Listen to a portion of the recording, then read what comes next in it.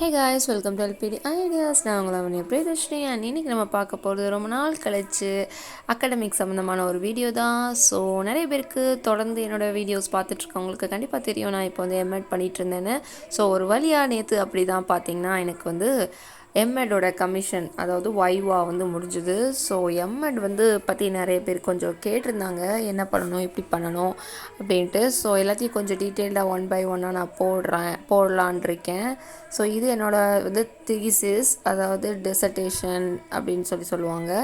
So இதை பற்றி இன்னும் டீட்டெயிலில் நம்ம வந்து பார்க்கலாம். இதை பற்றி வீடியோஸ் வேணும், இல்லை எந்த கண்டென்ட்டு பண்ணலாம், எந்த சப்ஜெக்ட் எந்த இயரில் உள்ளதெல்லாம் பண்ணலாம், ரெகுலர் பற்றி இர்ரெகுலர் பற்றி அப்படிங்கிறத பற்றி நிறைய நம்ம தொடர்ந்து M.ed பற்றி பேசலாம். ஸோ தொடர்ந்து ஸ்டே பண்ணுங்கள். ஏதாவது ஃபஸ்ட்டு உங்களுக்கு ப்ரியாரிட்டி டாபிக்ஸ் வேணும், எந்த காலேஜ் சூஸ் பண்ணணும், எப்படி வந்து எந்த கோர்ஸில் இதெல்லாம் நல்லாயிருக்கும் அப்படிங்கிற மாதிரி எதிர்பார்த்தீங்கனாலும் கமெண்ட்டில் வந்து நீங்கள் சொல்லுங்கள். ஸோ அதுபடி நம்ம வந்து போட ஆரம்பிக்கலாம். ஸோ நெக்ஸ்ட் வீடியோ இந்த ப்ராஜெக்ட் பற்றி இந்த டைட்டில் பற்றி நிறையா வந்து நான் பேசுகிறேன். ஸோ தொடர்ந்து பார்த்துட்ருங்க. அண்ட் இதோட வந்து முடிஞ்சுது எங்களுக்கு.